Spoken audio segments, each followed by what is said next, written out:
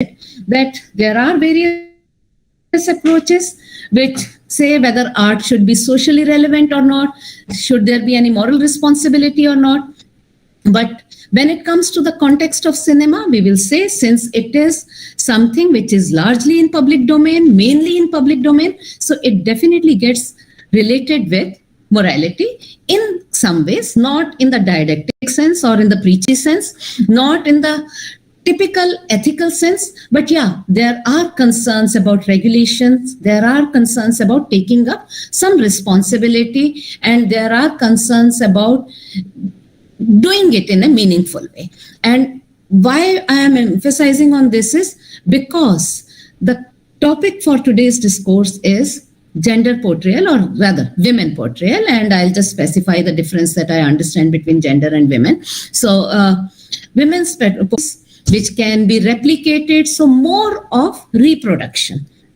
So, and this also leads on to a further kind of a distinction between presentational element in art and representational element in art. So presentational element in art is where there is more of a scope given to the artist and the artistic rendition, all right, depending mostly upon the artist, the person's imagination and portrayal of certain symbols and signs.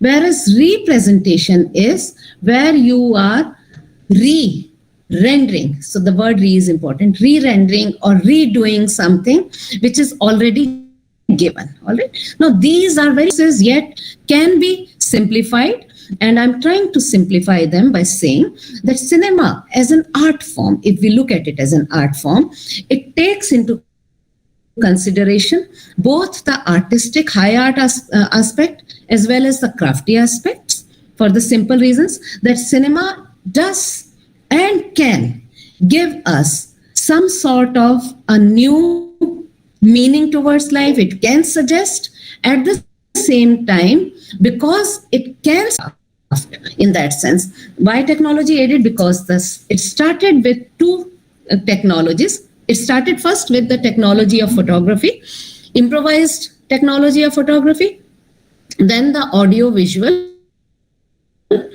aids came in, and it has been evolving ever since its inception in 1929, or probably even earlier than that, when Lumiere brothers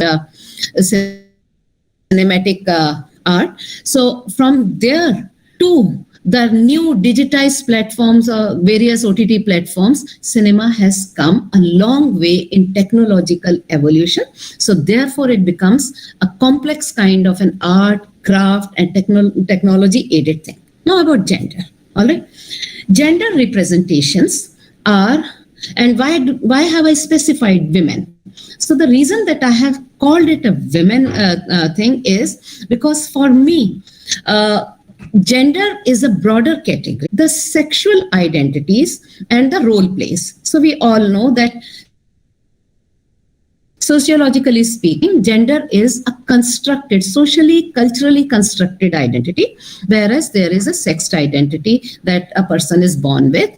And in today's day and time, in the gender studies discourse, there is a debate going on, should we separate women as a category or not? But for the moment, for this paper, I have done it because we are largely taking it from the point of view of the cultural meaning of gender. So in that sense, women, and how women have been portrayed all along. But my examples for today will be just 4 movies starting from 2006 to 2021.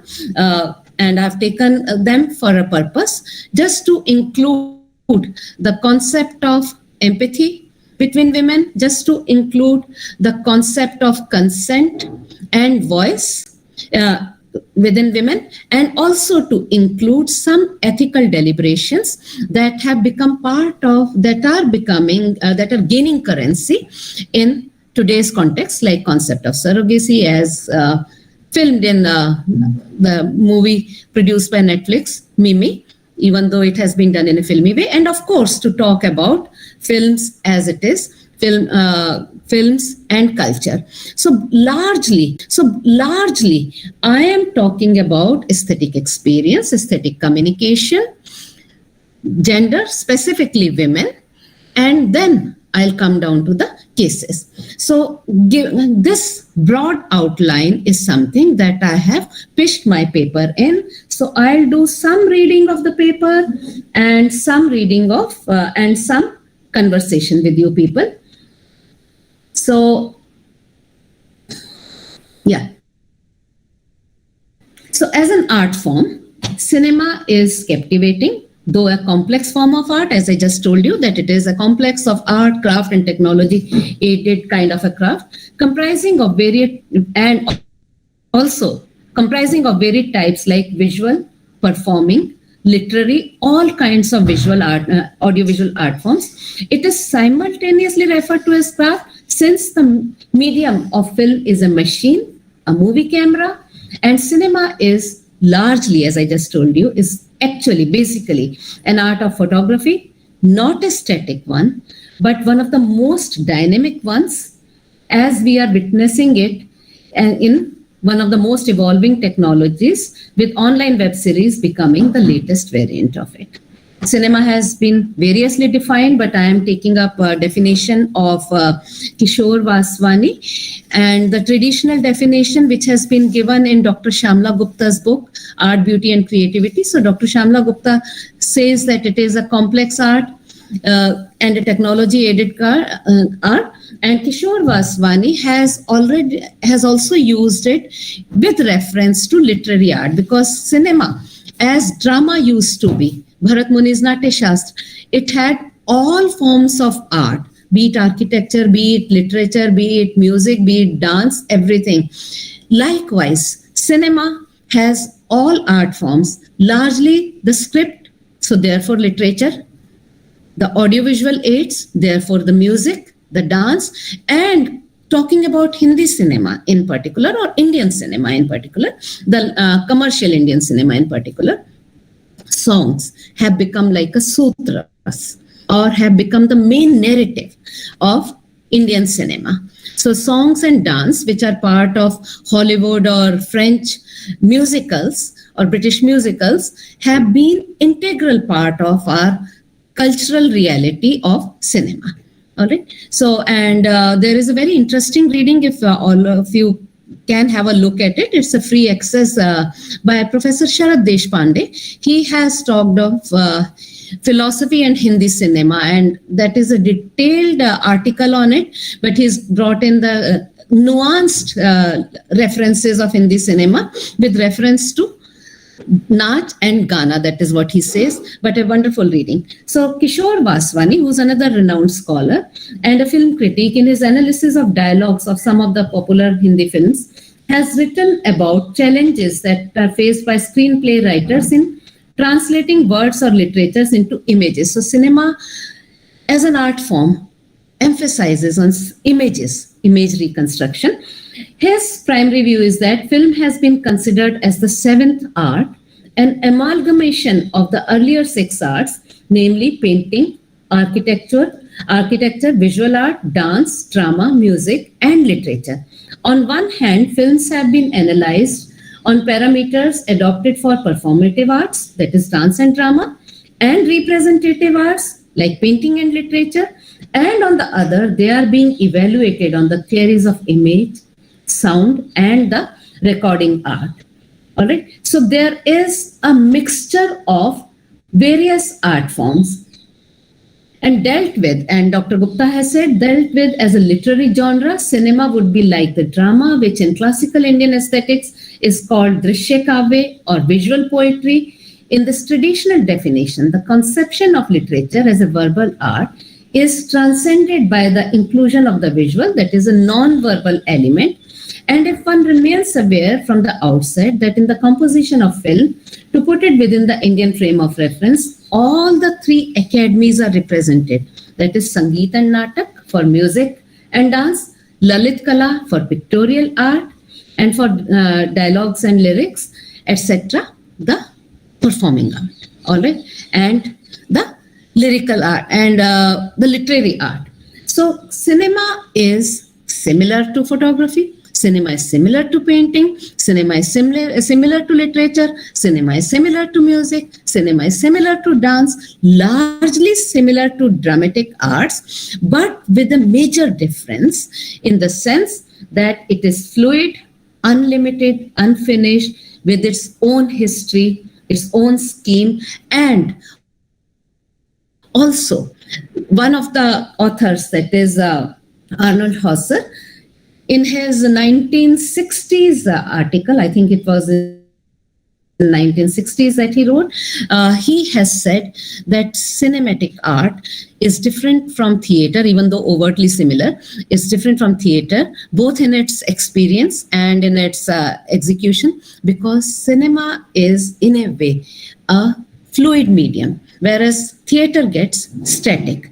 And that is probably the reason, as I said, that we'll be discussing about aesthetic experience. That is probably the reason that more people can feel related to cinematic art and elicit more experience, aesthetic and art experience from cinema than from art, because of the fluidity of time and space, as Giles Deleuze has called it, that there is a fluidity of time and space in cinematic art. All right. So, and what does it mean by fluidity of time and cinema? It makes you feel, it makes you transposed into a time realm. So, if we are looking at a period film, we will definitely move towards that kind of a reality, or that kind of a time frame reality, right? So, what are we doing here? We are trying to understand cinema, first of all, as an art. Now, if we have understood that cinema as an art form, that is art, craft, and technology aid, then we can also talk about communication with cinema and communication with this art. And when we talk of communication with art, we bring in the concept of how we feel communicated. That is the concept of aesthetic experience. For philosophy students and students who are not from philosophy but are reading art and film appreciation, it would be interesting for you to note, and try and make a note of it, that there is a difference between art experience and aesthetic experience, simply in the sense that art experience will be that we know the genre that art belongs to. All right. So we know that there is film and there is literature. And suppose we take the example of an adaptation. All right. So, for instance, Harry Potter movies. Most of you must have, most of the students must have read Harry Potter series. So that is why I'm bringing that example. So in Harry Potter series, what you read and what was put on the cinematic canvas, could you feel the difference and could you relate that to? If you were a discerning reader and if you are a discerning viewer, you can immediately draw a comparison and contrast between the two kinds of genres. So knowing the difference between those two genres is an art experience. Aesthetic experience goes beyond that. Aesthetic experience is what in Indian tradition has been called having ras, which was initiated in Bharat Muni's Natya Shastra and redefined finally in Abhinav Gupta's theory of Sadharnikaran. I'll just explain these words in a bit. And it was also known as a disinterested kind of an interest in Kantian theory of beauty, all right, and Kantian philosophy of taste, and which was initiated by Hutchison's concept of disinterestedness, etc. Now, simply these words mean that when we can relate to the work of art, not because of our personalized kind of biases, but with art in itself. All right. So there is an independence in the art where we are either moved to tears or where we laugh with it, where we cry with it, where we are scared because of the certain elements in it, where we are disgusted with certain elements in it. So where there is a creative co-participation, not because of any personalized utilitarian kind of interests, but purely as the word disinterested suggests, purely attachment without biased kind of an attachment. So there is a detachment in the sense that you are not detaching from the work of art, but attached to it because you are enjoying it. So this enjoyment, this relationship with the work of art and cinema over here in the present context is something which is called aesthetic experience, when you can have it in an impersonalized sense. In the universal sense, the word universal has been called sadharnikaran, that each one of us has an emotional side to us. We express it differently, but why is it that we move to tears when we watch something on cinema? It's not happening to me right now. It's not happening to you. And yet, a tragedy in cinematic representation gives us some sort of poignancy about it. Likewise, other emotions. So that sadharnikaran is, in a sense, a universalization of emotions, generalization of emotions. So there is no personal bias, yet there is a relationship. So that is called aesthetic experience. That happens both in literature, that happens in cinema, that happens in all art forms. But right now, since we are talking about cinematic art, where literature comes closely to it, where theater comes closely to it, and other performative arts like music and dance come closely to it. So we are discussing about those art forms where there is some sort of an impersonal kind of a thing, impersonal relationship. Yet it's so personal that it elevates us to a certain level of experience. And very briefly, I'll tell you the difference, that when you were reading Harry Potter, suppose you had not watched any of the movies. So when you were reading Harry Potter, or for that matter, any other adaptation, when you're reading that, at that point of time, you co-create simultaneously with the author your own imaginative reconstructions. So, for instance, Harry Potter would have looked different to you in your imaginative reconstruction from how Daniel Radcliffe has been projected on screen, right? So there is that sort of a connection. Now, talking about cinematic representation, we need to also talked about in the beginning of the talk or beginning of the presentation, that there is a sort of a representation more in cinematic art than merely a presentational thing. Merely a presentational thing will be a sci-fi, for instance, which we haven't experienced in our lives. But representation will be our experiences re-rendered with an imaginative idealization in cinema, so that we can feel related, we can feel inspired, to use Bharat Muni's word of Anukirtanam, that is following. We can feel related in the Sadharnikaran sense, to use Abhinav Gupta's word. We can feel related in the disinterested sense, as Kantian philosophy makes us believe that we are feeling excited, we are feeling sad, we are feeling overwhelmed, we are scared, all right, or we are somehow we want it again and again, all right, we want to experience it again and again. So all these without biases. But representation should cinema only represent the reality the way it is, or should cinema add the elements? That is another part of my lecture, because I've talked about art reality interface. Now, because we are now getting familiar with the OTT platforms and the web series and the cinematic series on the OTT platforms, so there is something called a content-based kind of art form which is coming up. And in aesthetics, we also distinguish between content and form. So there is a form of an art like literature, cinema, etc., and there is content.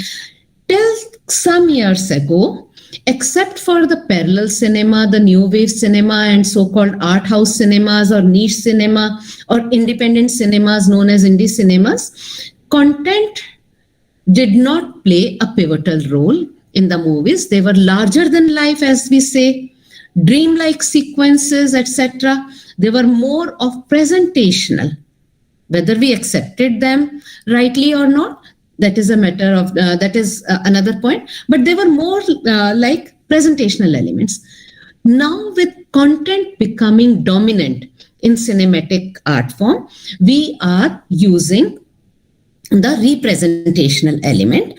And when we talk about representational element, what else to talk about if we can't talk about 50% of the human population, that is the women?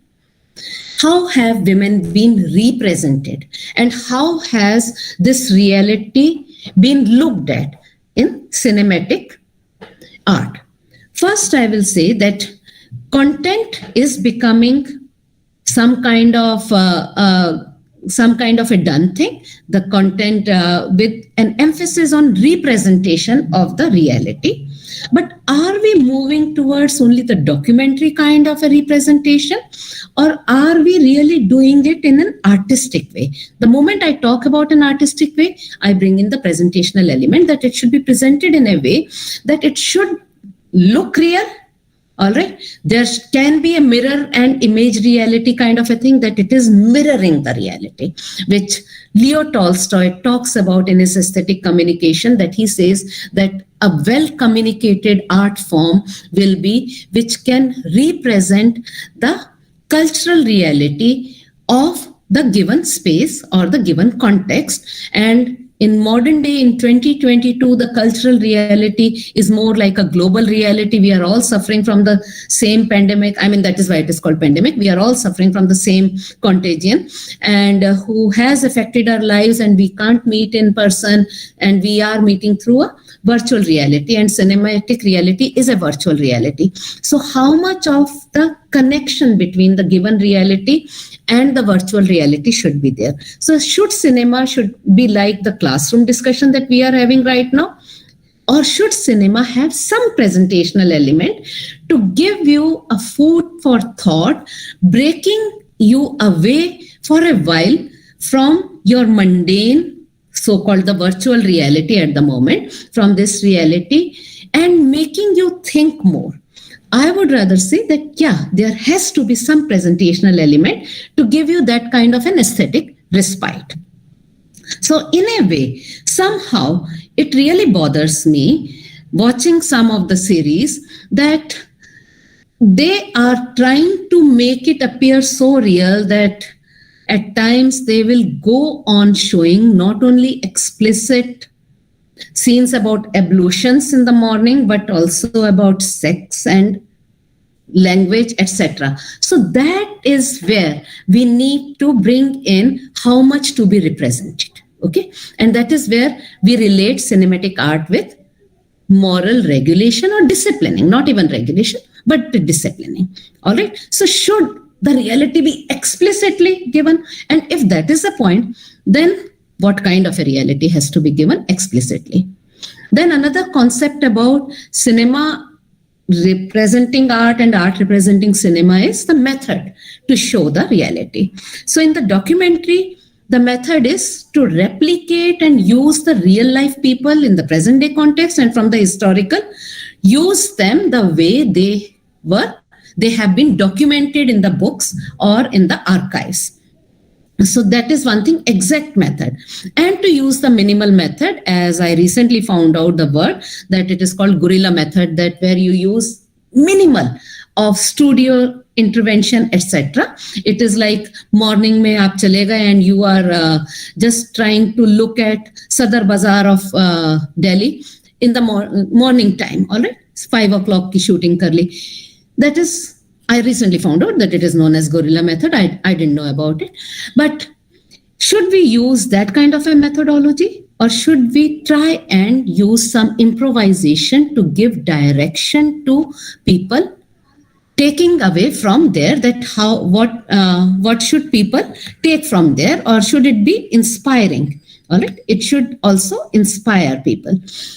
So having said that, coming back to women, all right, so we have had minimal representation, so to say, of women in all senses of the term, be it their agency, be it their voice, be it their subjectivity, or be it their visual presence. The scholars who have written on these both national level and international level. Of course, international level is a general kind of a thing. Uh, I mean, all sorts of cinematic realities, and mainly from the American and the French and European point of view. But from in the Indian narratives, one of the recent thinkers is Shalini Shaji, who has talked about gender representations. And we also know about Urvashi Butalia, who started writing, whose very famous work in 1984 talks about women having no agency, because 80s was seriously a bad time for commercial Hindi cinema, where there was no space given to any woman except for being given in a niche kind of a reality or a niche kind of a cinematic reality. But largely, it was in that sense absence of women. One can say that women were really, really absent over there. And Patricia O'Brien then wrote post DDLJ. She wrote a book, and then again she was lamenting about how women have been given a very almost like a negative space. And we have Patricia O'Brien, we have Urvashi Butalia, we have Shalini Shaji, who have talked about the problematic space, agency, subjectivity given to women. And we have had Laura Mulvey, who's a renowned film scholar, who's talked about something that is known as gaze, male gaze, who brought out the concept. One is she and one is Ritzer. All right. So Ritzer and Laura Mulvey, but Laura Mulvey is someone who's a film scholar, and she has talked about that women has been treated in all sorts of world cinema. They have been treated as the other, lacking in agency and in volition, lacking in subjectivity. Therefore, gendered representation has been really, really very, very skewed in that sense. And if I take away the woman category from gender, even otherwise, gender representation have been a disturbing thing. There are some people who are trying to make good cinema, and I haven't watched the movie, but then there has been recently a movie called Chandigarh Kare Aashki, where I believe that they have talked about the trans woman. All right. So in that sense, there is, like we can say, cinema is coming of age. But at the same time, I also believe that it has not been done wonderfully.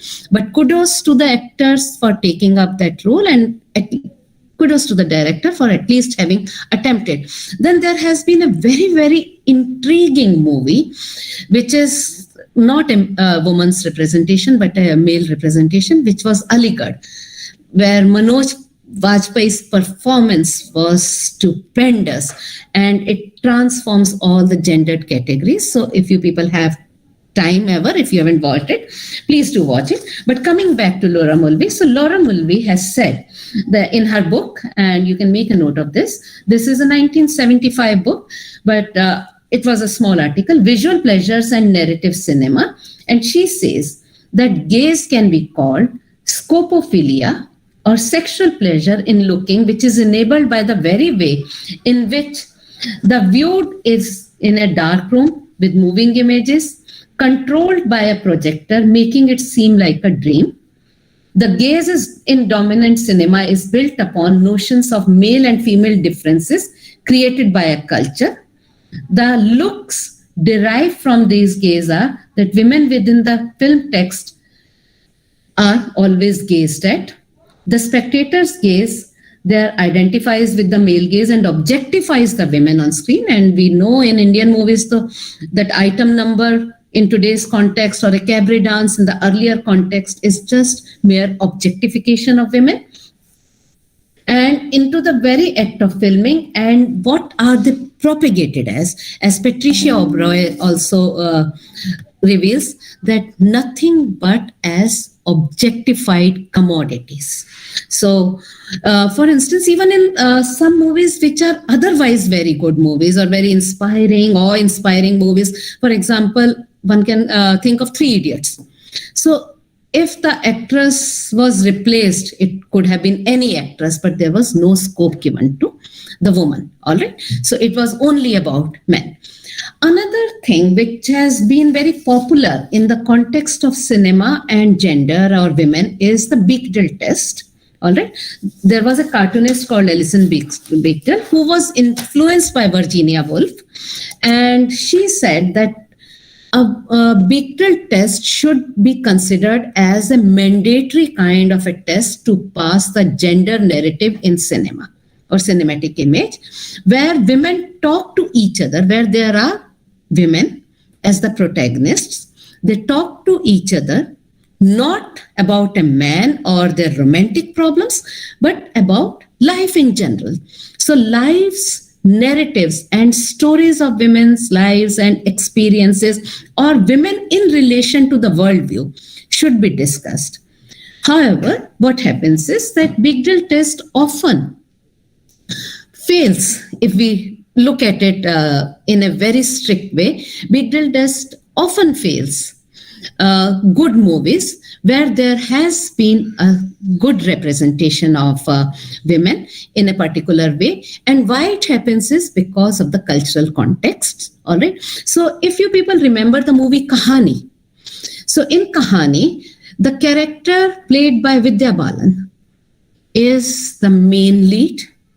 There is nothing about being men, all right, but about her looking for her husband. All right, it is a different thing, but Bechdel test would have failed this movie because there is no more woman. There only one woman is at the center stage. So in that sense, Bechdel test fails this movie. That there is no representation by two women, so there is lack of representation by more than one woman, and they are also not talking about the worldview because it is this is an emotional view that she is taking of the world because she is trying to trace her husband, and in the climax it is revealed that there is some other story. But I have looked at it as a strong representation of a woman's imagery in even though I haven't taken it up as my example, but as we are speaking, I can imagine that I will say that I should have put this movie also as one of the case studies, because here was a movie which strongly showed a pregnant woman. I mean, even though she was it was a false kind of a cover that she was carrying, but at least all through the movie, we are looking at a pregnant woman, which is not seen as some sort of an artistic kind of a delight or an image for a woman. So there is a pregnant woman who's taking on everything to trace her missing husband. All right. So the Bechdel test often fails, but that does not mean that we should not look at that. We should try to place it somewhere in our cultural context and specifically in that cinematic context. So having discussed this an overarching view, I would now come to the movies that I had planned for today. So one of the movies that I had planned for today was this one, Door. So if you people remember Door, I don't know whether anyone has seen the movie Door, but this is by Nagesh Kukunur, who is known for making independent movies, indie movies as they are called. And why did I choose this movie? Because even though it may not be about, first of all, it has some sort of a reference to Bechdel test, that it is about two women who become friends due to unfavorable circumstances. But I have placed it in today's context is that we can have strong story narratives of women who become friends over unfortunate circumstance and who are not represented in a sexual relationship, and yet they have a strong bond, that is a door. So the story is that there is Zenith, and also very interestingly, I would say that Nagesh Kukunur has played that secular card also. So there is Zenith, who's in some North Indian part in hills, probably Jammu Kashmir or somewhere else. So her husband has accidentally been responsible for killing of a woman who lives in a small village of Rajasthan, a Hindu woman. All right. So Meera, and played by Aisha, someone, and Zinat has been played by. I'm forgetting the names. I'm becoming very bad. Just opposite. Ayesha Takia ने जो है जीनत का role play किया था और मीरा का role किसने play किया था मुझे याद नहीं है. गुलपनक. Okay. So Gulpanag. Yeah. So what happens is that it is Gulpanak's husband who has accidentally shot dead Meera's husband in Dubai or in some Middle Eastern country. And then this person Gulpanak comes looking for a forgiveness for her husband. And she tries to trace this person because the rule in Middle Eastern countries is that he can be absolved of this thing if his family pardons, gives it in writing. So Gulpanak comes looking for this woman whose husband has been killed, and she then gets help of someone who calls himself as a Behrupia, and she gets into that Rajasthan village. And in Rajasthan village, she meets up with this person's wife, that is Aisha Takia. She meets up Aisha Takia. And first, Aisha Takia doesn't know that her husband has been killed. Her husband has been killed by this person. Yeah, we can talk about the concept of justice. But later on, the movie also shows that what kind of a life Aisha Takia is leading in the village. Her in-laws are ready to trade her off for the house that they are living in. She has no access to the outside world. It is Gulpanak who brings in that connection from the outside world to her, and slowly and steadily they start becoming friends, and their friendship becomes so strong that when Aisha Takia finds out that it is Gulpanak's husband who has accidentally killed her husband, she still forgives him. Forgives that person and forgives this newfound friend, and so much so that in the end it is shown that she goes out of her house. That is representation that she has found a philosopher in Gulpanak who has shown her the outward reality, and the two are getting connected, and that is the strong bond. So that in a way Gulpanak becomes her philosopher, that Plato, who shows her the direction to the outside world. So it is how I have interpreted, and it is done in a very sensitive way. Something that you can derive rus, or that impersonal joy, that it is not happening with me or you, it's not happening with any one of us, it's not happening with Gulpanak or Aisha Takia. And yet there is a relationship between each other. So one is this movie. Then another movie which comes immediately to my mind is Pink, which became a strong narrative for the consent, and specifically with Me Too movement. It has taken India and rest other South Asian countries by storm in that sense, where this line, no means no, even though it should have come from a woman, but it comes from Amitabh Bachchan. That is a different point. But the no means no has actually become a strong narrative.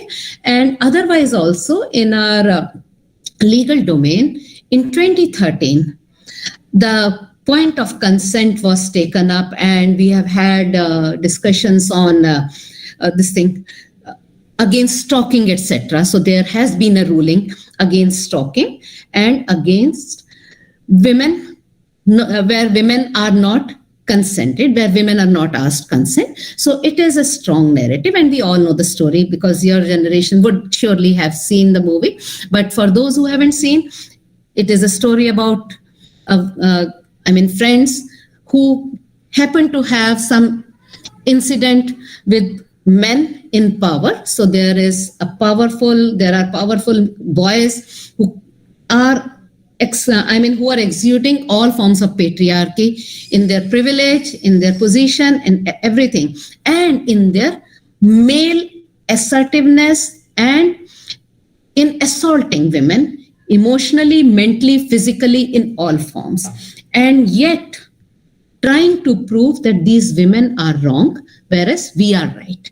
So, in that sense, the women are helped by a man, the lawyer, Amitabh Bachchan, but there is a strong narrative that a woman should not be a woman should not be taken lightly ever. If she has said no once, it means no, and it has to be taken up strongly.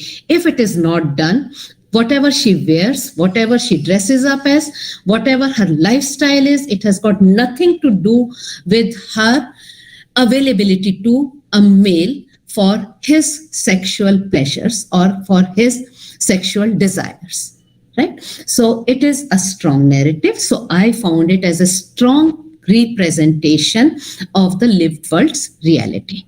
Then another movie, again enacted by the same actress Taapsee Pannu, is Thappad, which again brings that sense of domestic abuse. Even though in her case it happened spontaneously, but she takes it very seriously. But at the same time, movie has very interestingly presented cases where women, both in power, so-called power, that is her lawyer, and women not as much in power, that is her maid, are definitely suffering domestic abuses day in and day out, and yet they are not reporting. So that normalizing domestic abuse has been done very nicely in the movie. Yeah, it has its own faults, but we are not getting into that filmmaking thing. We are talking about philosophical aesthetic appraisal and how cinema and reality can interface. So in Pink, they interfaced. In Door, they interfaced that yes, women can form bonds irrespective of the societal traditions. In Pink, women need to have that strong agency. So her agency spoke for herself. In Thappad, again, the agency of a woman, that she will not take it kindly, even if her husband asks for forgiveness all his life. What has happened once is unpardonable.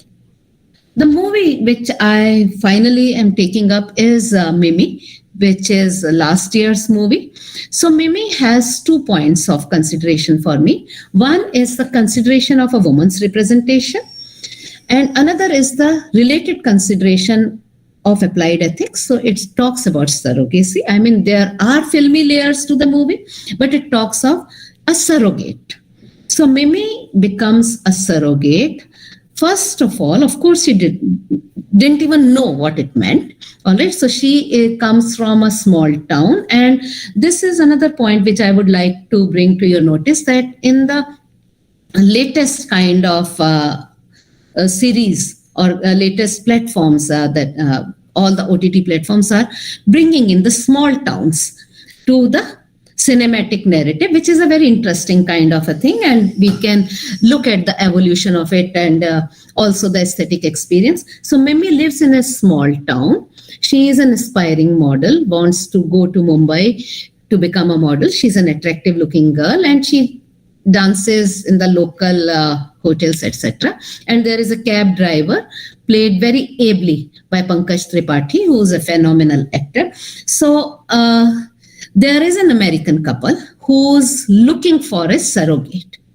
And as it used to happen before the 2019 kind of a ruling for surrogacy, where now it has become only the altruistic surrogacy, and all the surrogates like Priyanka, who have used the film surrogates, etc. All those surrogates which have been used, at least in India, by the celebrity couples like Shilpa Shetty, etc., probably are illegal.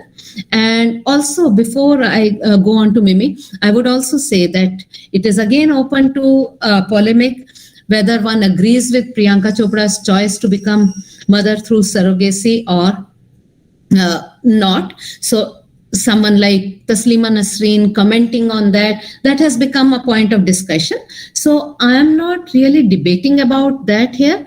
My point is that a surrogate or any mothering person has to be represented the way it should be represented, that the care kind of a thing.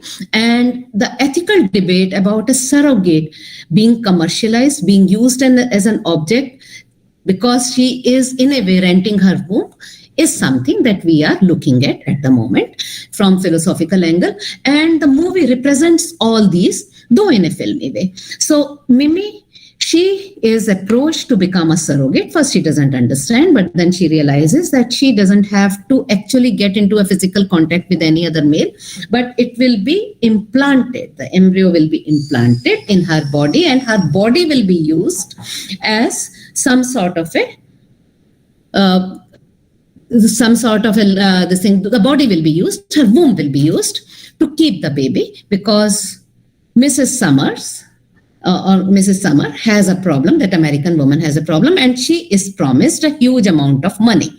So that angle also comes in, that women are ready to be surrogates. And that is also the point. I mean, I do get a little digressed in this, that there is a point of ethics in this, in becoming surrogate, in commercial surrogacy. So commercial surrogacy is a contract where a woman enters into a contract to rent her womb.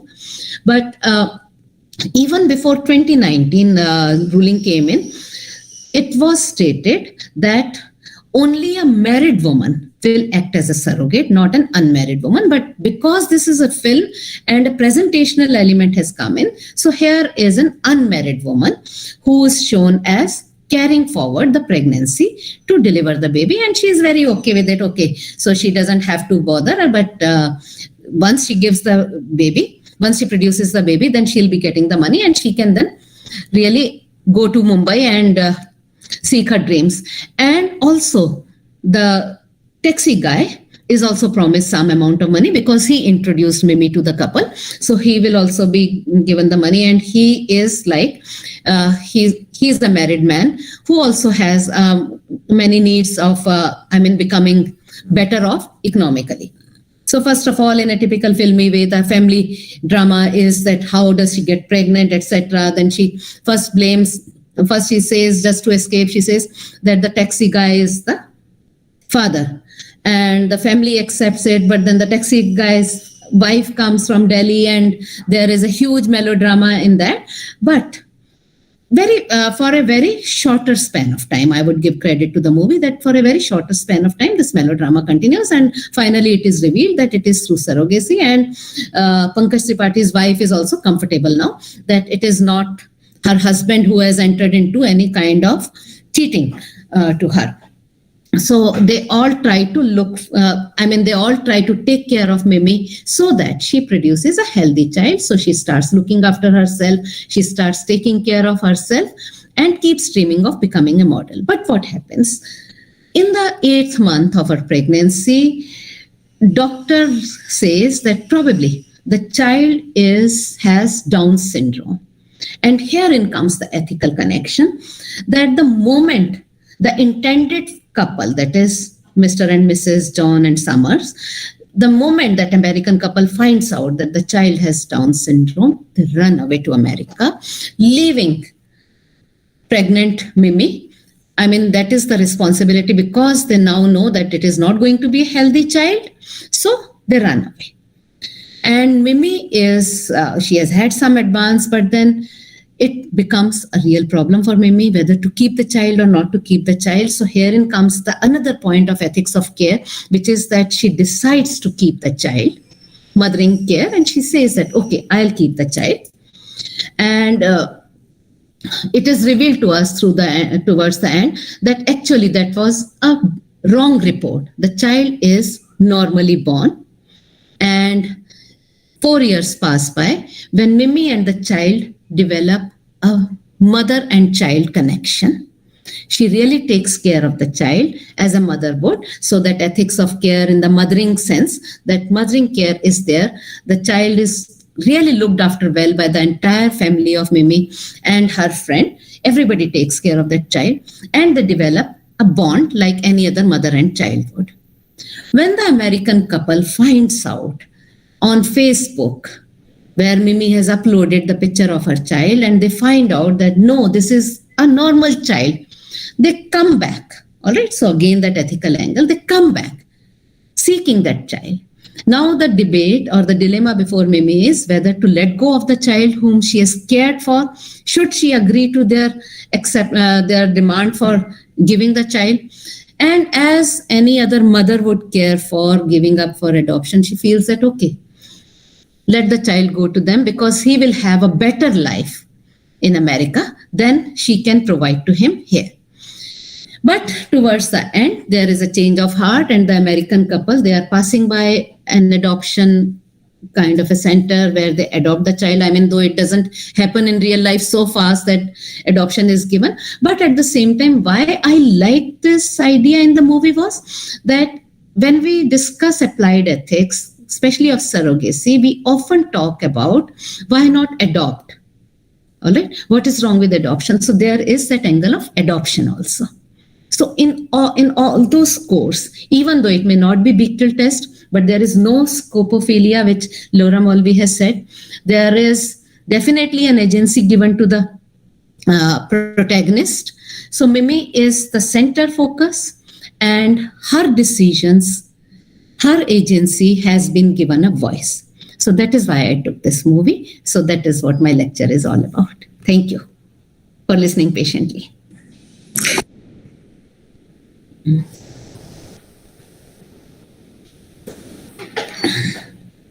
So any questions or anything? There was one question. Can we also say that Dore questions the idea of justice as two perspectives were given, one of the law and society and one of the human experience? Absolutely. And that is where the feminist ethics, I would say, comes in, where ethics of care takes precedence over ethics of justice in the Carol Gilligan sense. All right. So, yeah, I agree with it. आप अगर हिंदी में comfortable हो तो आप हिंदी में question पूछ सकते हैं, मैम जो है वो बाइलिंगुअल आंसर दे सकती हैं। बिल्कुल बिल्कुल।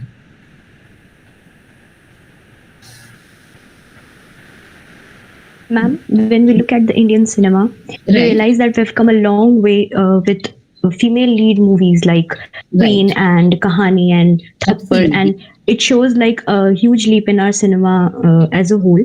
Ma'am, what do you think should be more done to maximize this thing, and what should be the role of the audience in order to support such movies and cause? Because films reflect a whole lot of our society, and people have a deep impact when such things are portrayed. So what should it be? So as I said that any artwork will lead to aesthetic experience if there is a competent observer. So in that sense, a competent audience, a sensitive audience who can be sensitized in understanding the gender skewedness on one side, that is disproportionate voice and agency given to women, and who can really appreciate the empathy that is necessary for having a good society where both men and women are given an equal scope in all ways of life and in all ways of thinking and experiences, then probably, if in that sense, if the audience is matured enough or competently matured enough, probably cinema makers will also be encouraged to make better movies in that sense. Because see, cinema, I have actually taken up mostly the commercial cinema, barring Dore, but largely it has been the commercial cinema. So in the commercial cinema, as the word commercial suggests, the main motive is commerce, the profit, all right? So it will be profitable for the producers and the financiers of the movies if the audience wants a certain kind of a trend, right? And in that sense, as I said, that it has to be a co-creative aspect. So the audience, if the audience is matured enough, sensitive enough, I'm sure there is going to be market as well as art for such movies. And it has been happening. I mean, even in the 50s, 60s, 70s, there were some movies. In 80s, very few, but between 50s to 70s, if one can think of films like Mother India, Aurat, and then in 70s, very cute movie, very sweet movie called Rajnigandha came in. Then in 80s, there was a parallel category which had wonderful movies, be it 36 Charangi Lane, be it Paroma in all languages, be it this one, what is it called, Earth, and Damini. Pardon? Bhumika. Yeah. I would like to refer to the movie called Mirch Masala. Mirch Masala. Mirch Yes. Masala was one of the very Yeah. landmark movie. Absolutely. Which talked about the agency, the discussion Right. you had of whether there is an interaction or dialogue between other women. Right. And if you remember the movie, in that movie, where all well-known film actresses, they have, whether it is, Deena Pathak to Supriya Patil to Smita Patil, and all these people everyone. who were there. Yeah. And how these people, the whole, if you remember the whole discourse, that Smita Patil was not considered to be a very, a woman whom everyone would like to interact with. She was Absolutely. considered to be someone who was not part of their community. But when Right. she was being cornered in a particular Mirch ka factory, how Yeah. all these women actually went against their male counterpart, and how they protected a kind of a sisterhood, the kind of a feeling, the Absolutely, sisterhood, that's the common goal of kind of, this thing them. Yeah. किस तरह से, they were being saved. And the way they get united despite all the boundaries, just like door में जैसे अभी बात कर रही थी. And here is that concept of sisterhood, as you said it rightly, कि across all communities, क्योंकि यहाँ पे caste factor आ गया था, community factor आ गया था, across all those things, women unite. And also, I would like to add over here that films actually often reflect society, because 80s was a time when feminism was new to India in that sense. So we were trying to project only the sisterhood aspect or the second wave of feminism in the Hindi movies or in the Indian movies. Right now, most of the movies have taken up the present day discourse where we are talking about gender fluidity as well. So in that sense, I would say, yes, Hindi cinema is doing a lot. And as one of the students asked, that what more can we do? We need to become, we also need to evolve as competent observers and receivers of cinema. Actually, we should now, जो present trend in feminism is to, to give credit to women for what they are. Absolutely. All these movies in 70s or 80s in these parallel movies were, if again I'll just mention this movie Mirch Masala, there was one shot, apart from the last shot in the factory where they kind of, those masalas, they kind of put it, and they put it on the male. I mean, it's showing the women how powerless she is. She doesn't have any weapon or, something to kind of, charge back to the men. And how these things which they were making, and that is how they use as their weapon. But there was another shot, if you remember, that Deepti Naval, who was the wife of the chieftain, the part of the Pradhan, and how they decided कि नहीं वो स्मिता पाटिल को hand over कर देते हैं वो British army को, क्योंकि उसने तो रकस create करके रखा है. I really wish that one day we can watch. I have watched this film with my art and film appreciation students a few years back. Okay, and then if you remember, there was one shot where those people, these were the low caste women who were going into, they were not financially well off, they were going into the factory to do the job. But there was these upper caste women whose husbands were well off, and how they the process initiated by Deepti Naval and how they protested by taking out only a thali and a kerchief, and they banged around the village to protest against the decision which was being taken by the male folk. Right. And who were the male folk? They were the upper caste people who were kind of, not giving any All sorts of patriarchy in any that kind sense. of credit to her existence, and that also because that shows conveniently her husband was gone. Again, there is one very interesting portrayal that once husband is not there, that woman becomes a kind of a it's a free commodity to be used by any men. Yeah. And this is what was also been kind of been shown. I mean, this is one movie I really Right. Exactly.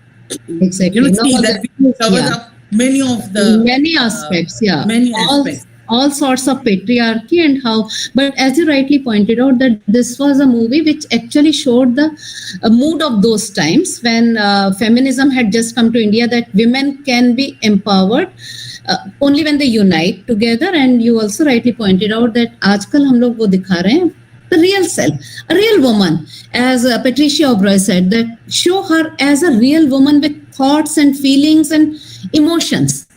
तो एक woman जो exist करती है, और या फिर शालिनी शाह जी ने बोला है कि she also has a sexuality to her at the same time. So इन सब एस्पेक्ट्स को अगर हम दिखाएं and a connection with other women and with other men as well. So if we can show all of that, and that we are trying to show in an improved way in today's movies, probably the times have changed and cinema is at least some part of cinema. And as I said in the beginning, that I am familiar more with Hindi cinema rather than with the regional cinema, because Indian cinema is a really large category and an eclectic category at that. But at least in Hindi cinema also, one can say that cinema is coming of age. There are matured people, and in a way, it has been a blessing in disguise that OTT platform is giving us a platform to showcase movies which have a better content than merely the commercial desire for it. Amit, which is the movie you said? Sorry, I couldn't hear. Bhumika. Bhumika. फिर मंडी Mandi also. Mandi. Bhumika Mandi, and then Thanks for this fabulous lecture. Thank you. Most of these things are new to me. I'm not trained in aesthetics. So, this language of Sadharnikaran or Anukirtan is quite new for me. And on many occasions, I was able to relate with those concepts, what you used. For example, you were talking about guerrilla method. Well, I'm making a very controversial comment. Well, nowadays, we are seeing instant feminism. Exactly. तो मैं वहां से भी इसको जो है correlate करने की कोशिश कर रहा था. और मैं बिल्कुल फिल्म स्टडीज मेरे लिए मतलब ये मेरा डोमेन नहीं है. एनालिटिक फिलोसफी जो है हम लोगों को बिल्कुल ऐसी कर देती है कि वहां पे इन चीजों की गुंजाइश नहीं होती है. लेकिन एक हाल में रिसेंटली एक मूवी मैंने देखा, the great Indian kitchen. Most probably ये मलयालम मूवी है, और रिसेंट टाइम में ये इंडिया की मतलब मोस्ट स्टार्कली फेमिनिस्ट मूवी कही जा सकती है. ओके. जहां पे बहुत ही डेडली स्टिलनेस और एक्यूरेसी से चीजों को डिपिक्ट किया गया है. Ma'am, the remarkable thing here is that both of the main are not portrayed as angry or violent characters. I mean, husband or father-in-law. Both are soft-spoken ones who calmly impose their will on women, like a slow, sweet poison.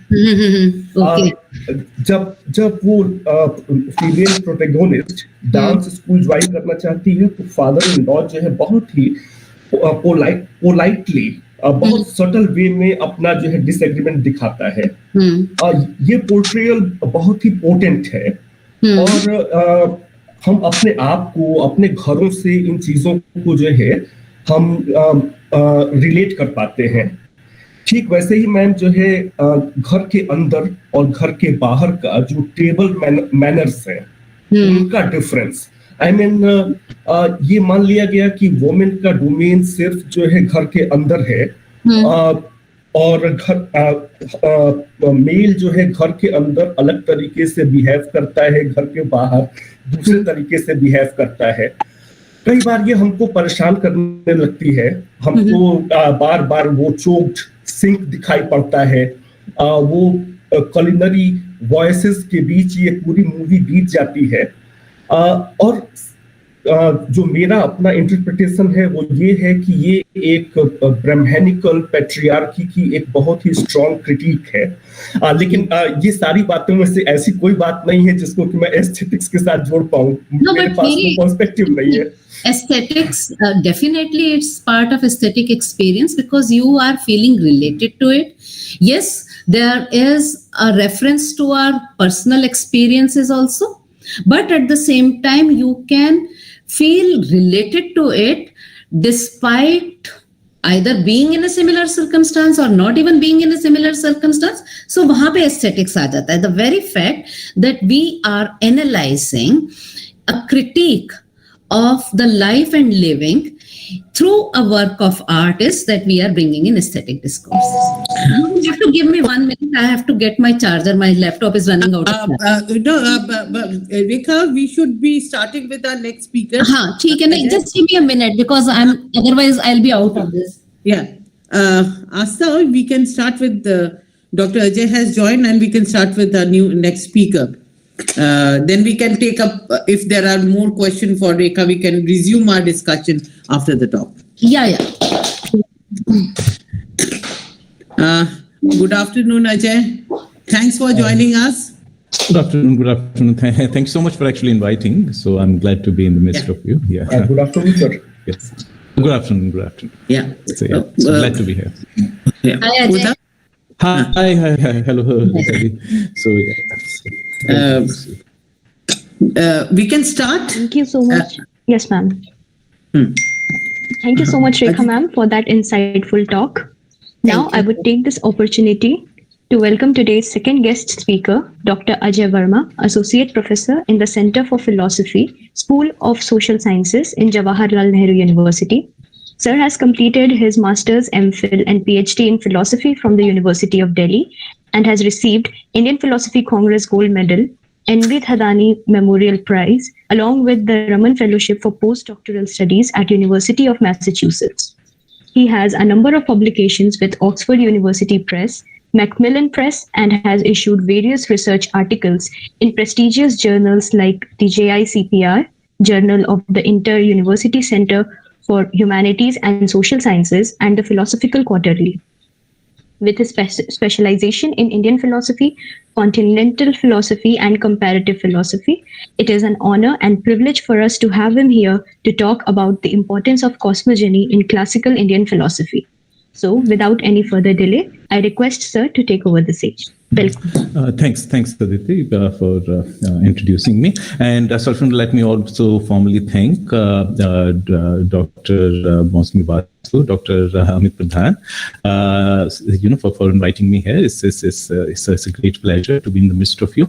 And I hope I knew that Dr. Rekha Navneet were also making a presentation. I would have joined earlier. It looked like such a such a nice discussion going on. I had no idea. So I if I'd known it, I would have joined a little earlier. I thought next time. Next time. I thought the lecture the entire thing was going to start at 1. So I wish I had known this. So because the invitation that was sent to me, it didn't mention that there was another lecture. So I love lectures, listening to lectures on film studies especially. So nonetheless. We'll have another opportunity. Yeah, sure. So I look forward to an event like this. So nonetheless, let me speak on what I thought. On the topic that I chose for today. First of all, could you give me an idea regarding what should be the time frame? How long should I speak? There would not be any time frame because you are the last speaker. So all right. You just then there should be enough time for students to engage into a discussions or questions if they wish to. Great. All right. I'm glad to sort of know that. So what about sort of keeping it around 45 minutes? 40 minutes roughly, and then I would love to have a discussion as long as students want me to sort of engage in this. So yeah. So now sort of going back to the topic for today, and sort of if I knew that sort of like there were going to be a lecture on something related to gender studies, maybe sort of I would have, or maybe I could still do it. So I'll try to kind of give sort of a different kind of a dimension to what I'm going to speak about today. So so what I want to talk about today was as clear from the title, cosmogony. And what it refers to generally is, the question of absolute beginning. So basically, cosmogony, sort of is characterized by sort of the study of cosmogony, is characterized by sort of raising this fundamental question, which is regarding how did everything begin? Right. So first of all, let's try and understand the question itself. What does it involve? What exactly is, sort of cosmogony about? So first of all, we should remember that philosophy as a discipline, we are, there's some sense in saying that we are looking for some kind of systematic explanation, systematic accounts of understanding, and sort of and once we have those systematic accounts, then it would involve a particular kind of methodology and sort of particular process of justification. And once that is done, there could be some kind of intersubjective sort of consensus about things. There could be debates that could be generated depending upon what our justificatory framework is, what our sort of beliefs are, and sort of how consistent they are with each other, and so on and so forth. So first of all, we must understand the kind of distinction that philosophy has as a discipline. All right, and it could be sort of better understood maybe when we kind of sort of contradistinguish it from some of the other ways of understanding. Say, for example, sort of Rekha ji, was I think talked about, say, for example, aesthetic mode of understanding. All right. Though when we talk about aesthetics in philosophy, we'll have to kind of systematize that as well. How come it happens that a particular sort of things are sort of presented in a particular way, and we seem to understand something, right? So say, for example, some kind of storytelling is done. It could be through cinema, it could be through sort of stage, it could be through drama in various ways. And it's, it's not an innocuous process. It's not something something that's done for, sort of for some kind of a spectacular pleasure. I mean, there are films of that kind as well, where I'm going to watch them just for sort of the kind of spectacle they present. Okay. But there are these there are these artworks which seem to make us understand something. They instill, so to speak, some kind of understanding in us. They seem to sort of impart some kind of understanding, wisdom, whatever you may want to call it, and sort of that involves identifying ourselves. Rekha must have talked about it. So when it becomes a part of study of philosophy, we want to have a systematic account. Say, for example, in ancient Indian philosophy, we talk about sort of bhavas, sanchari bhavs, and sort of and kind of identifying the process of sadharanikaran, which involves sort of identifying with what's going on in an artwork. All right. So what I'm trying to say is that its systematic account involves certain sort of set of suppositions which need to be in sort of in consonance with each other. We need to be consistent, and together they must sort of come across as a system. Right. So now, sort of, regarding cosmogony, also regarding the questions like how did it all begin? sort of there could be accounts which could be sort of which could be more of sort of which could be more of which could be sort of different kinds. Say, for example, I mean, for example, like, I mean, which could be more along the sort of along the way of mythology. All right, so we could create myths and characters and sort of engage in some sort of different kind of maybe storytelling through myths, and despite those being only characters and myths and so on, some kind of sort of some kind of understanding, it seems, ultimately gets imparted in us. Sort of such accounts we come across not so much in Vedas but in Puranas. All right, and one such account is in sort of one of the Puranas named Saraswati Purana.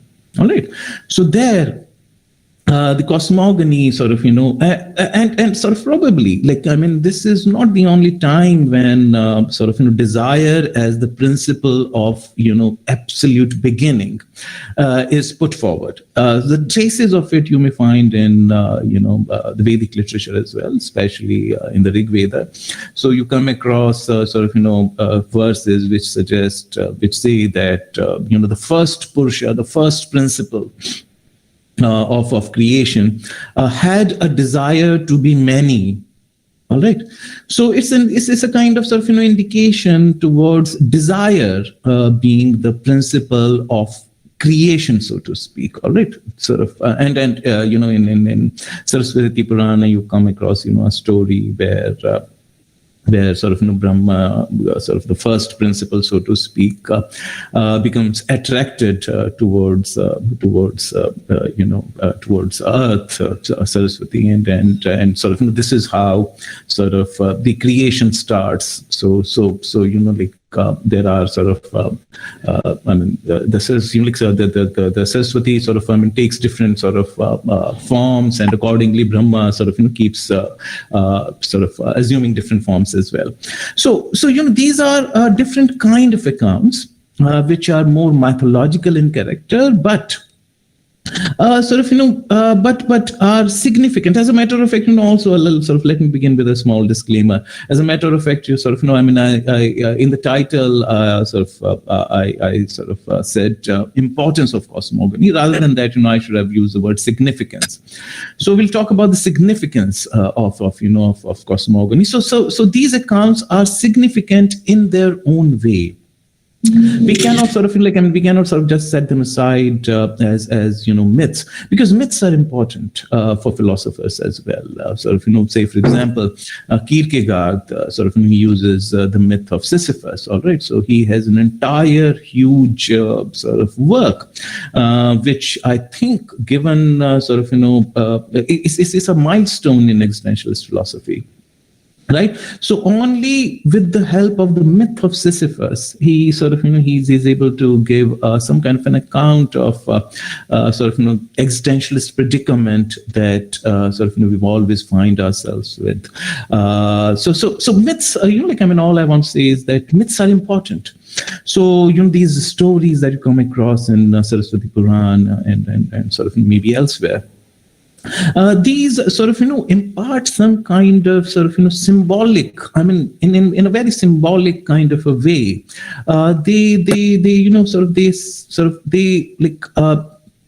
They seem to kind of convey some kind of a thought through them. Right, and given their aesthetic appeal, they are going to last much longer. All right, so these mythological sort of accounts, because of their brevity also. All right, say for example Sisyphus. Look at the brevity of this myth. All right, just sort of there is this sort of mythological figure Sisyphus. He's sort of rolling the stone uphill, and sort of just about like when he's sort of finishing the task, and it gets all on undone. So it's a kind of sort of failure. By the way, sort of like, and failures are not always bad. As a matter of fact, like let me also take this opportunity to tell you, like sort of one of our women's Caustica Braddon. He is coming out, with a very fantastic book that's going to be soon out, and the title of that book is "In Praise of Failure." All right, so I didn't think that I was going to talk about this, but since I'm having to talk about Sisyphus and how failure is used to explain some kind of existentialist predicament. So let me take this opportunity to tell you about this book because it came to me from the publishers for review. It's a fantastic work. After a very, very long time, I came across a work which is so good. So you may want to have a look at this book. And Kostika Brereton is a very good friend of mine, very good close friend of mine. Having said that, what I wanted to put across to you was that myths are important. They because of their brevity, they last longer. As some kind of some kind of an uncertain kind. They are in a certain mystic. What they're talking about is really huge. All right. So like Sisyphus, what it's talking about is something really something of huge importance from the point of view of existentialist experiences that we that we have in our lives. All right. So some of the other myths, say for example, some characters become myths. All right. It could be contestable, but I think even of Devadas, since we were talking about films, Devadas has become a mythology. All right, look at the number of films that have been made on this, and it seems to be an undying theme. All right, so 3 films so far, including Devdi. All right, and this character seems to be undying. It the moment we want to forget it, it wants to it revives itself, and it's a character signifying failure again. All right, I don't know why I'm ending up talking so much about failure today. Nonetheless, all right, this is another character. All right, which is important because of the failure, that it comes across.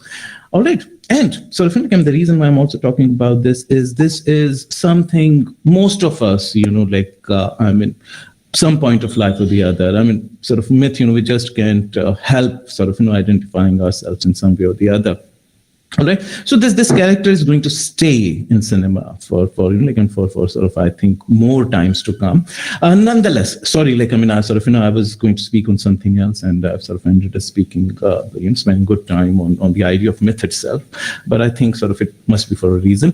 So myths are important. All right. But they are very different kind, methodologically speaking. They are very different kind of accounts of whatever they represent. All right. And you come across such accounts regarding cosmogony as well. Right. So one such account, I already told you about. All right.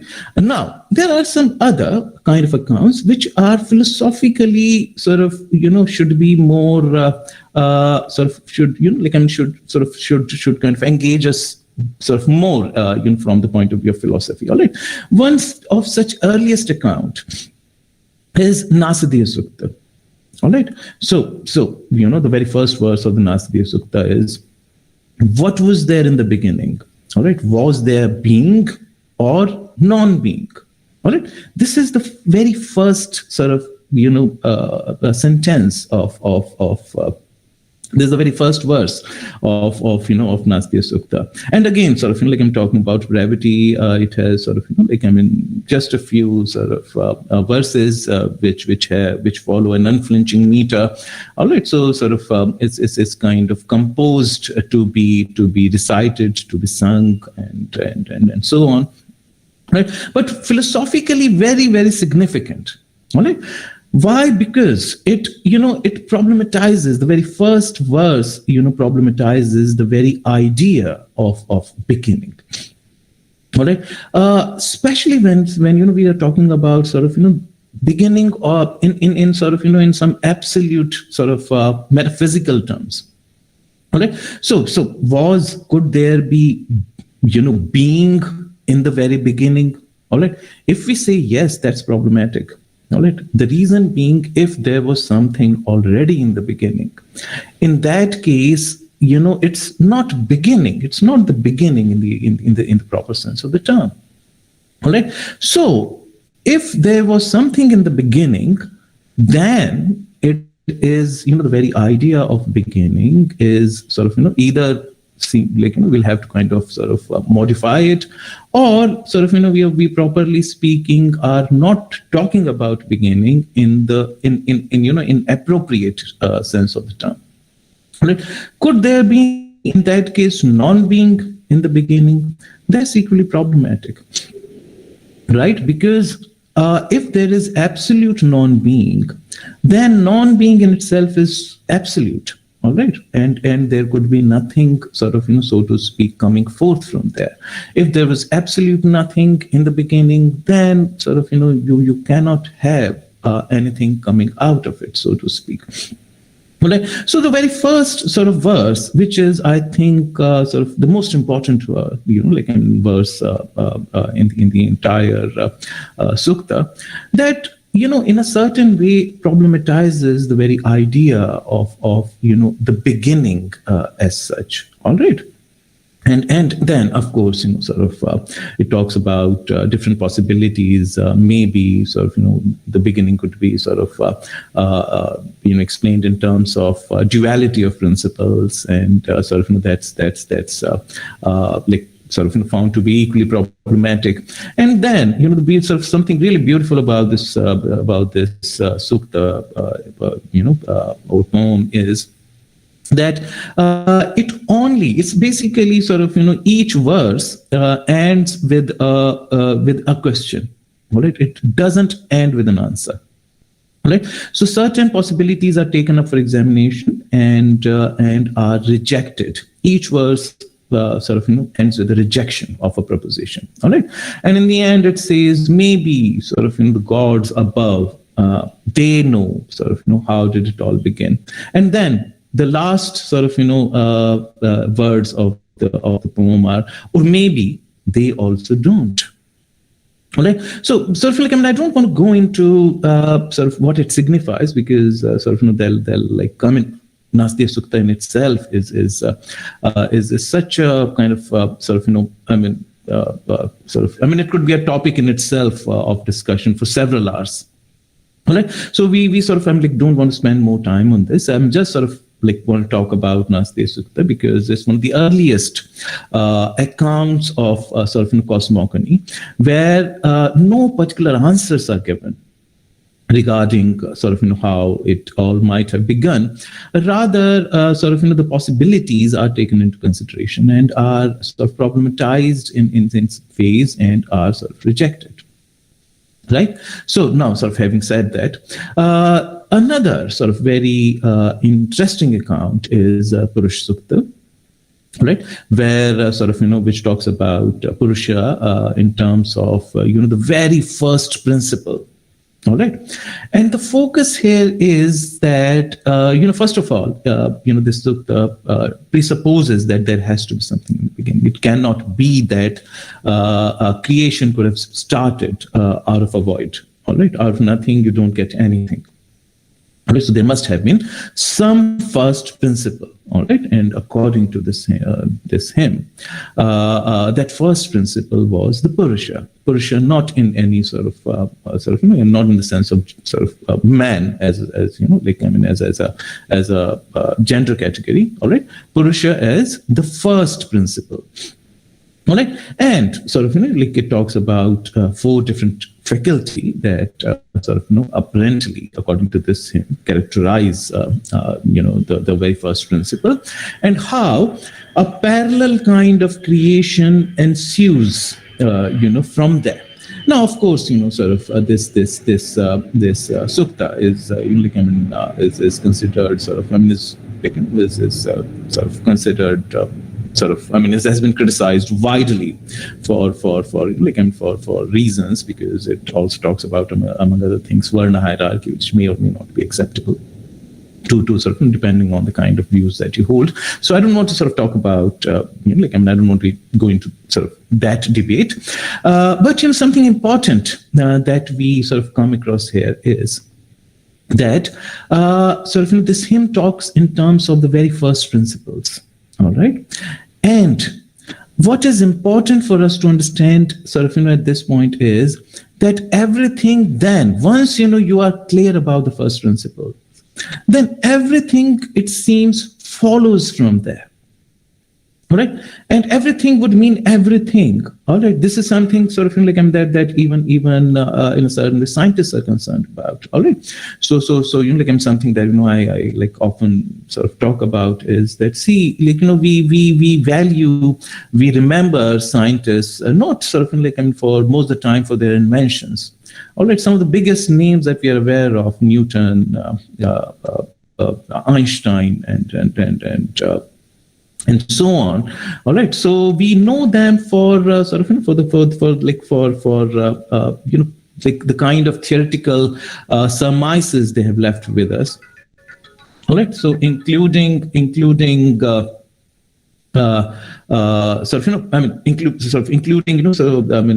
some kind of surmises regarding how did it all begin. So one of the fundamental questions that is asked there, and that have been asked by all these names is how did it all begin? Right. So these were some of the questions that sort of they were engaged with, and it's an important question because if we sort of have an answer to that, then everything falls into place. All right. Now, sort of having said that, let me go back to the discussion on philosophy, as a discipline. All right. See, as philosophers, we are. All right. So there's this call troubling me again and again. So let's go back to philosophy as a discipline. So in philosophy, see, sort of our thinking generally begins with maybe some kind of sort of some kind of gaps, crevices, that may find in sort of our lived experience, so to speak. All right. If say for example, if everything were okay, all right. If there were no kind of disjoints, no kind of disjoints in our understanding, then it wouldn't have been a problem. Right, then there wouldn't be any questions either. And if there are no questions, then probably there is no philosophy either. If there's no inquiry, then there is no philosophy, because see, philosophy starts when some questions start troubling us. And let's remember that we confer a degree, most of the research degrees in philosophy still. Why? Because we start sort of going beyond the already existing corpus of literature. When we are doing research, what are we doing is we are pushing the frontiers of the already existent corpus of literature. All right, and and entering and a territory which is all conceptual in nature, right? So this is how when you enter into the research in whatever area, you are dealing with the philosophy of with that particular area, right? So in philosophy, it begins with a question, and another thing is when we are answering the question, we don't do it generally in a piecemeal way. We want to create an entire system based on that, right? So say, for example, if we talk about certain gaps on our experiences, depending on our methodology, it could be existentialist, it could be phenomenological, or or analytic, all right, whatever. But we want to have a system all the way down, right? And things start to connect thereon. All right. And we keep connecting them until an entire system, an entire complete narrative starts to appear before us. All right. One of the examples par excellence of it would be Hegel's philosophy. All right. What is he trying to do? He's trying to create a complete philosophical narrative ending with a sort of non-existence, existence, all right? So being, becoming, being, non-being, becoming, all right? And so on and so forth, all right? Until, the point of Aufklärung, all right? Absolute sort of universal enlightenment, the absolute synthesis, so to speak, all right? So he's trying to kind of create a sort of complete trajectory of thought. And he wants to imagine some kind of a complete understanding of everything that he believes philosophy would eventually arrive at, right? So philosophy as a discipline, all right, has this distinguishing feature, all right, without which probably it might sort of lose its distinction also. All right. So, as a discipline, we love systems. All right. And we want sort of grand systems. All right. Because we work with, we work at conceptual level. All right. And sort of, like when we are working with pure abstractions, pure concepts, then, there is no end to it, except, it would only end in some kind of sort of complete understanding of things. And a complete understanding of things also would have embedded idea. All right, this is contestable, so I would love to sort of engage in some question answers with you, has embedded in it, all right, the idea also of the absolute beginning. So this also is why the idea of absolute beginning is significant, all right, from the point of view of philosophy as well.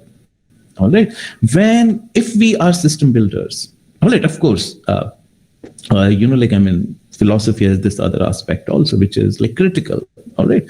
So critiquing is one very important part of philosophy. All right.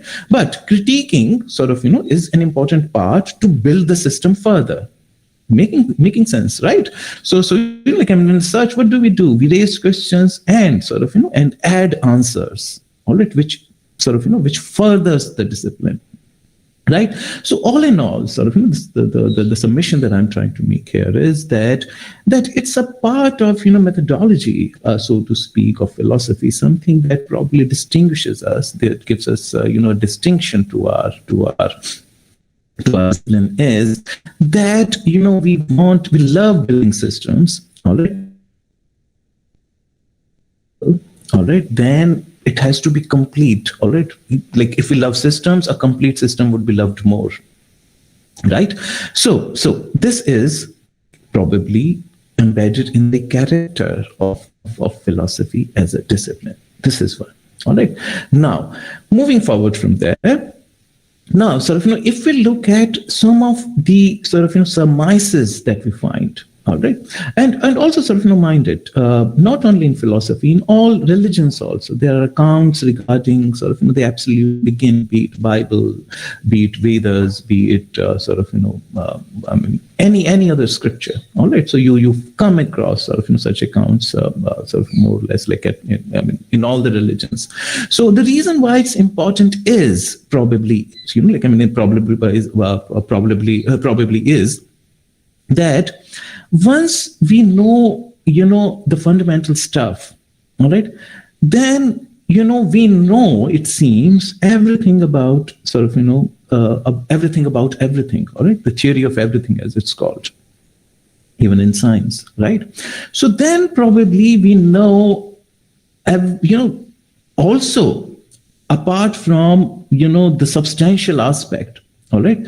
So in that case, sort of, not only would we know about the ultimate substance, all right, but also about the property of that substance, all right, which would have some implications, in terms of ethical guidance to our actions. All right. Say, for example, there is this word, rita, that is used. That is used in sort of we come across in some Vedic literature, all right, and the term rita is generally translated as cosmic law, all right. So probably sort of like, I mean, you could think of it as some kind of sort of ultimate equation which explains everything. All right. So Rita is the ultimate law. We may not know its particularities, all right, but it is conceived so. All right. So the ultimate cosmic law, knowing which you know everything. Right. Now, this cosmic law is not sort of only some kind of surmise regarding some kind of thought expression regarding what is the ultimate substance of things, but also regarding it is also a moral law. All right. So, and also minded the term dharma, in Sanskrit, stands for both. It stands for the properties of an object. It also stands for the right thing to do. All right, in terms of ethics. All right, it stands for both. If we look at that, we can see that there is some kind of a connection that is presupposed already. All right. So if we know the ultimate substance, then we also have clue regarding what's the right thing to do. All right. This is the second part of what I want to talk about today. All right. Now, the third thing. If we look at it this way, then the problem that we are left with is that if raising these questions and having surmises, having some kind of systematic accounts, systematic explanations, all right, systematic kind of beliefs regarding the first principle. All right. It seems on the surface that we are talking merely in terms of some ultimate substance, which known make everything fall into place. But very importantly, we must understand that it has some ethical implications, which problematizes the very notion of ethics in certain ways. All right, because it seems that if we have a complete account of how did everything start and how everything is going to kind of complete, all right, in that case, it would lead to some kind of all right, because ethics, is based on a fundamental presupposition that we are free agents and we freely decide what we want to do. All right. So that's one of the fundamental presuppositions. But if I'm sure about the substance that defines me, all right, and if it is definitive of me, and this is, a presupposition that's embedded in the idea of the first principle, right? In that case, all right, somewhere we undermine the idea of the idea of free agency. All right. So say, for example, and this is now last leg of what I have for my presentation today. Let me try to connect it to being woman is a matter of some kind of substantial constitution, which defines us in certain definite ways. All right. Then everything else, so to speak, starts revolving around that idea. All right. So, it would mean if you are a woman, then, or let's talk the other way around. If you are a man, all right, and this is what you are, given your appearance, given your given your biological constitution, given your the kind of givenness about you, to use phonological term. All right. So given that constitution, you are but a man. All right. And then so many things follow.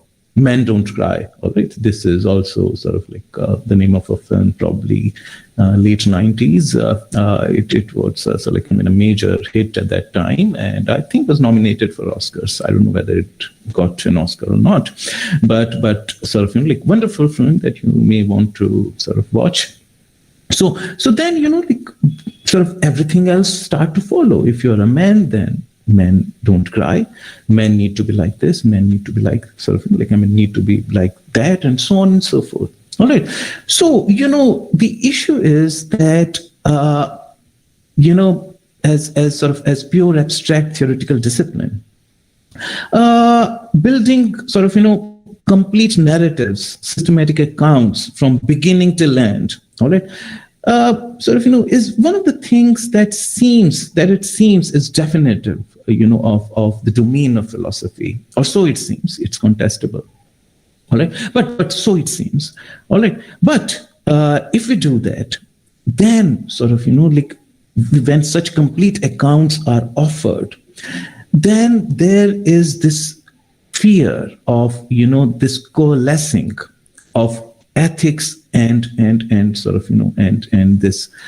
and for the lack of term, a substantial account, substantial complete accounts. All right. So metaphysics and ethics it seems start to coalesce. All right. So, and this is a conflict that as a system we have to account for, and there could be several dimensions to this issue, and this is something, this is of a question that I would rather want to that I would rather want to leave with you and have discussion with you, rather than saying something more about this, because I do have my own take on this issue, but I want to keep it very, very broad, and would rather engage in some kind of interaction with you, rather than presenting a kind of stance on this. So yeah, it might look very general, but I thought I just wanted to generate some kind of discussion around philosophy as a discipline, different modes of understanding, what distinguishes philosophy as a discipline, in contradistinction with some of the other ways of understanding things, and then these meta narratives, as to use postmodernist terminology, and complete narratives regarding cosmogony and their philosophical significance and philosophical issues that it cannot escape. All right. So these were some of the things that I thought I would talk with you today, and I think I should stop at this. Yeah.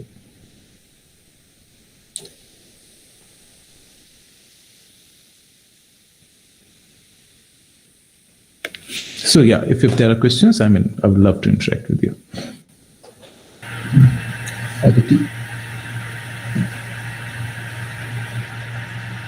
Thank you so much, sir.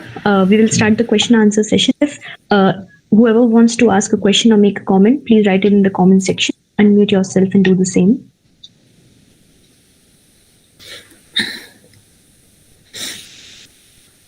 Can I just make a comment? Please. Yeah. Would love to have a comment. Yeah, Sure. it has been quite an enriching and a very informative presentation.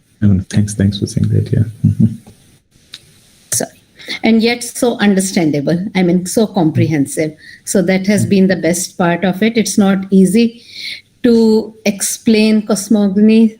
You have done a fabulous job. That's encouraging. I'm lucky to have heard this. Yeah. Thank you so much for that presentation. Yeah. No, thank you so much for your kind words. It encourages me. You have been my senior, and always looked up to you. So such. And very nicely you have, made things so simple, and the issues which are very, pertaining to even, you can just relate it to present day situation also, can talk about how that can be related to the gender issues or the idea of masculinity, idea of femininity, the essentialist point of view, how it kind of, can be derived from the notion of substance. I just wanted a small, I don't know whether the students have question or not, but one small understanding of mind is that in many of the discourses, the feminine discourses, or talking about the Indian tradition or Indian thought process, very often the distinction between Purusha and Prakriti, the distinction between male and female, and we also know that this line comes quite often that Prakriti is for the Bhogartha and Paramartha of Purusha. So how would you react to such a kind of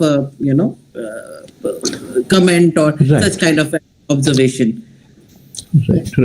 No, that's a very interesting question, as a matter of fact. So yeah, as a matter of fact, there is already sort of like a small article by Professor Kanchana Rajan, who has been my teacher, also recently retired from here.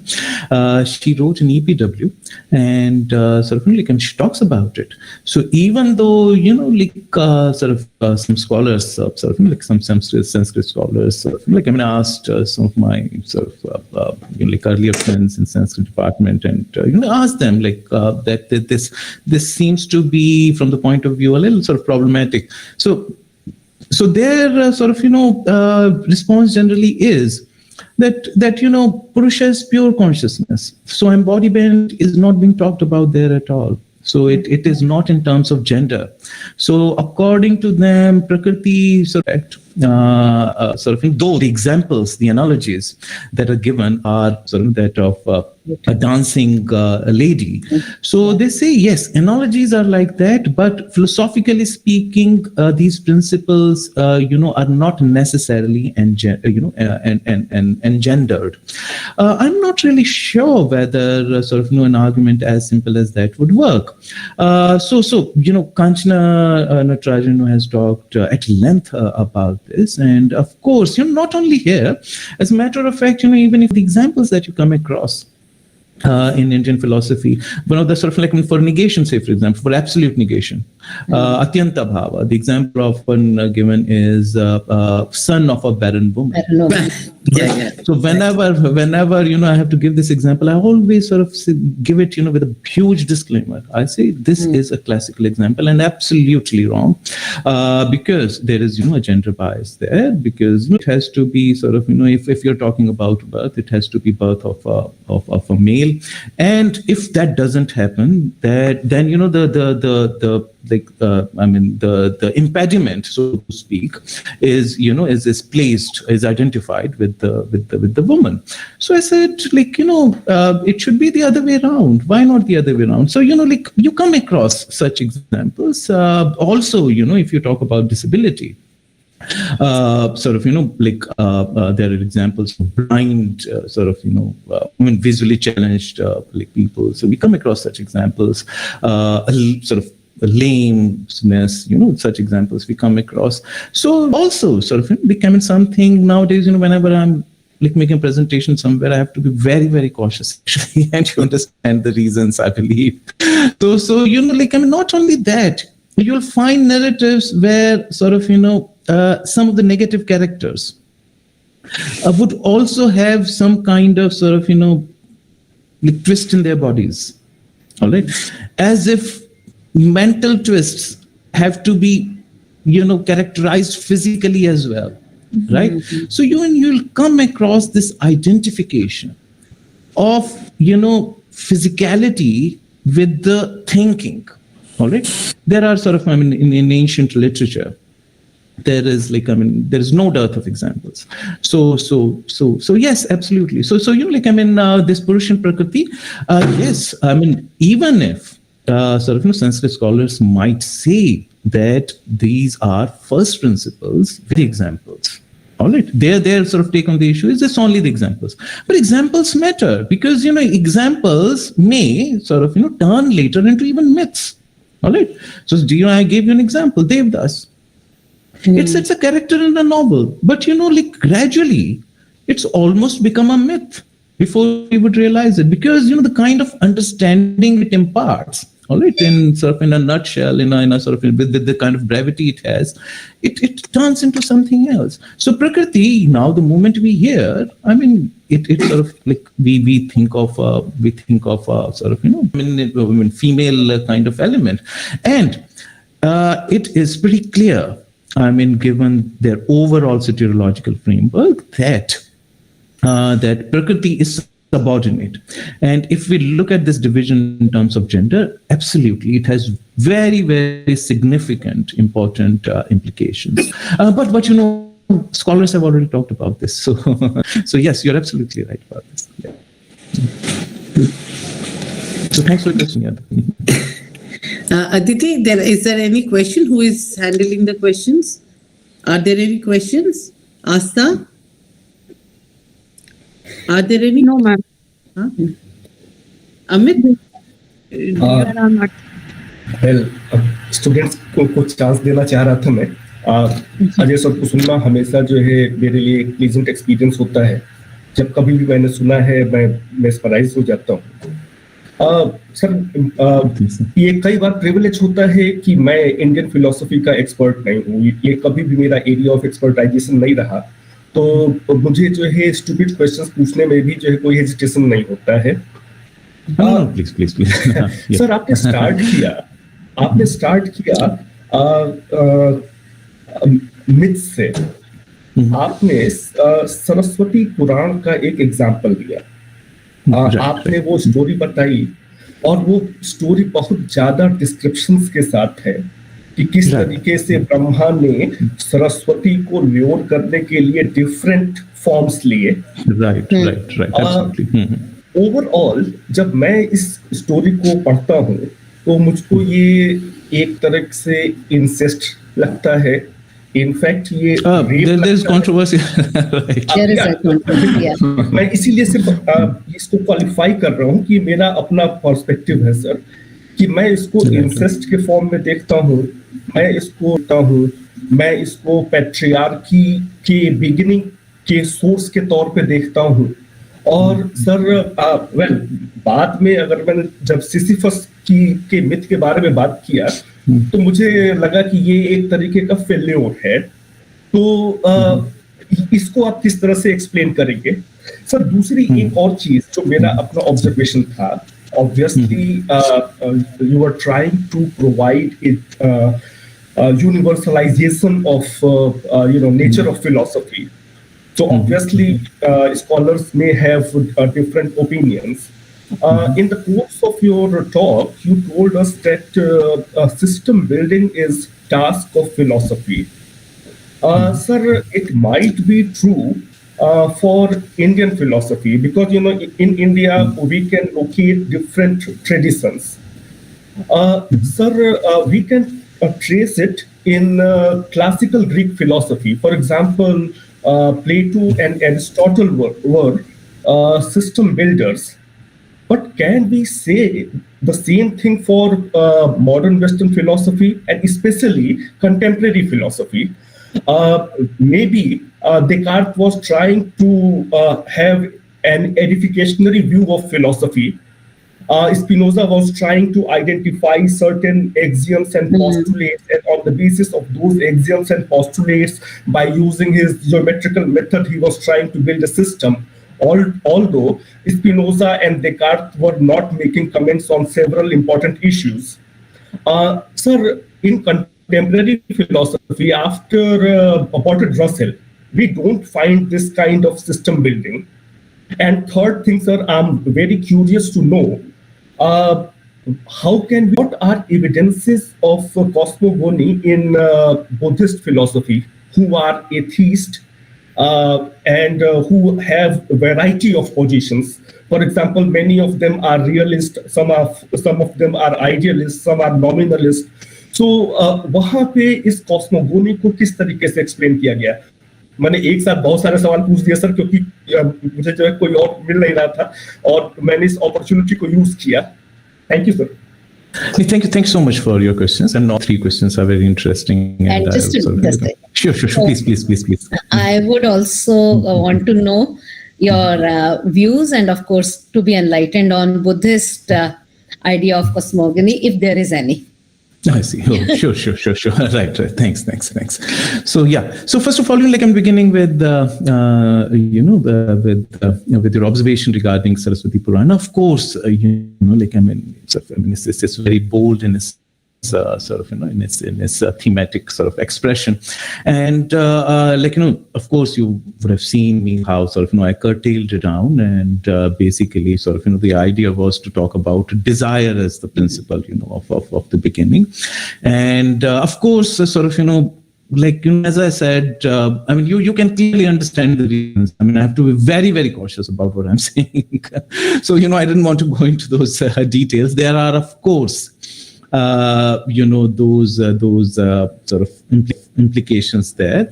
So, as a matter of fact, let me open up a little bit, because you touched upon this.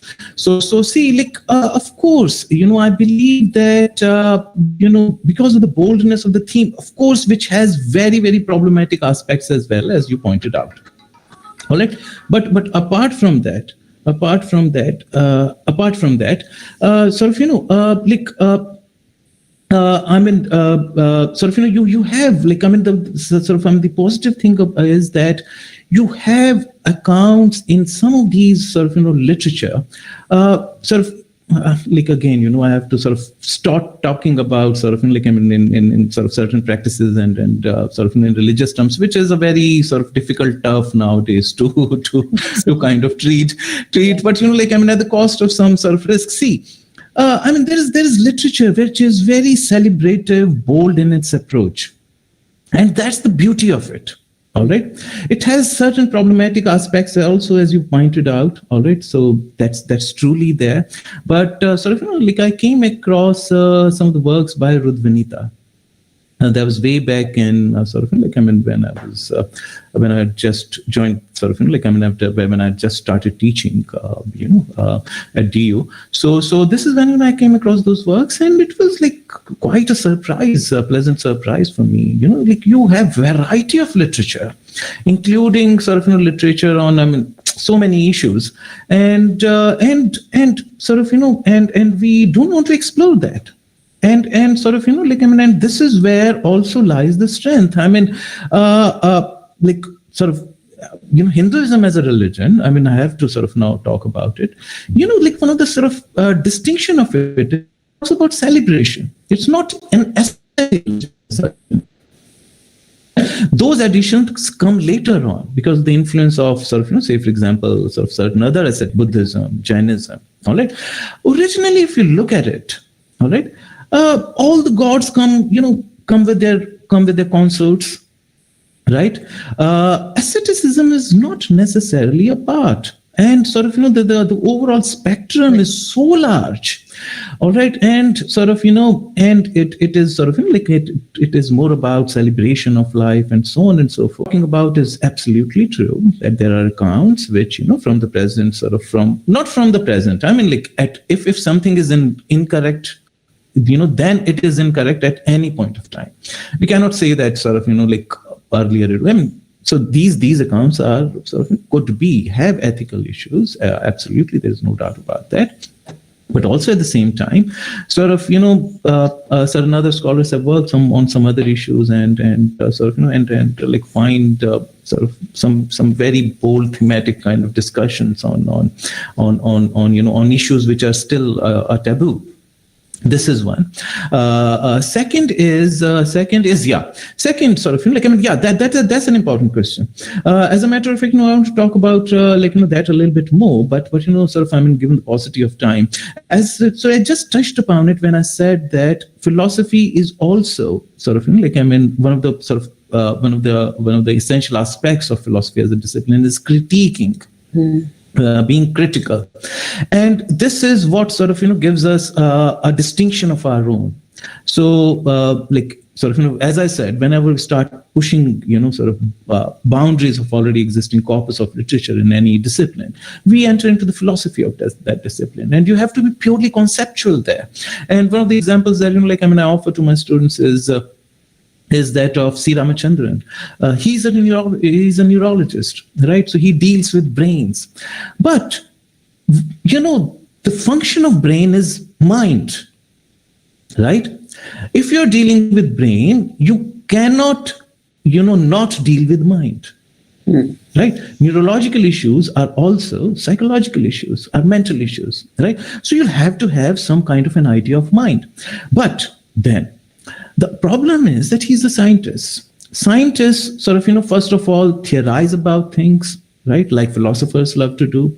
They do very high level abstractions, which is done in mathematical terms, right? So in mathematics, you are making very high level abstractions. And then, those abstractions lead you to a particular sort of conclusion. But you don't sort of, consider it as a law until you have created a proof, in the laboratory, right? We know that Higgs boson has to exist. Why? Because mathematics tells us so. Mathematics is what? High level, pure conceptual kind of sort of, working on a particular problem, right? But until and unless we find it in the lab, we wouldn't accept it. All right. So it wasn't accepted until we had an evidence of it, which took, of course, millions of dollars. Right. So, the thing is that when you are pushing the boundaries, then, there comes a level where you have to be purely conceptual in your framework. All right. And there, first of all, you have to kind of create a concept. First of all, you'll have to create a conceptual understanding, say, for example, of mind, before you set up an experiment on that. All right. This is where he has to make an entry into philosophy of mind, right? And he's a significant contributor to the philosophy of mind. All right. Why? Because he has to understand the idea of mind before he sets up an experiment. All right. And as we know, at times, we work with concepts which, may signify nothing. So there is this idea within philosophy of mind, that mind is basically nothing. So eliminative physicalism, as it's called, right? So maybe this is merely an idea that we are working with. It basically is nothing. So sorry, I've still not come to, actually addressing your question. So the point is, these things go hand in hand, right? You have to be critical in order to push the boundary, right? And once the answer is found, the discipline is furthered. We should, if we think of, critical aspect in isolation from the other, then we miss a very significant point. Mm-hmm. Skepticism has its importance. And as a matter of fact, if you read Vigrevevartini, one of the most fantastic works on this issue, right? So at the end of the this text, most probably the opponent is Nayayika, but many scholars argue that it's a fellow Buddhist, not a Nayayika. So so the opponent argues against Nagarjuna. She says that, see, okay, fine, tables are not tables, chairs are not chairs. All right, so we should give up the idea of essences, whatever. All right, but she asks, are you a Buddhist? Nagarjuna has to say yes. Mm. Don't you have given the centrality of ethics in Buddhism, don't you have ethical precepts? Yes. All right. Then don't you adhere to them? Don't you have a reason to adhere to them? Yes. Then how can you say that? And Nagarjuna has a very beautiful answer to that. All right. He says that, see, until and unless, you fracture the concepts, all right, already existent concepts, you are not furthering them. So what I'm doing is more conducive to ethics rather than your suppositions. Mm-hmm. All right. So, these activities go hand in hand. All right. So Nagarjuna doesn't say that, see, I'm taking some fun. All right. I'm taking some sadistic pleasure, in refuting you. No. He's tries to pacify the opponent, saying that we are furthering the discipline, and then the exercise that I'm engaging with is not if I don't do it, it'll lead to dogmatism, which is equally bad, right? This is my submission to your second. Question.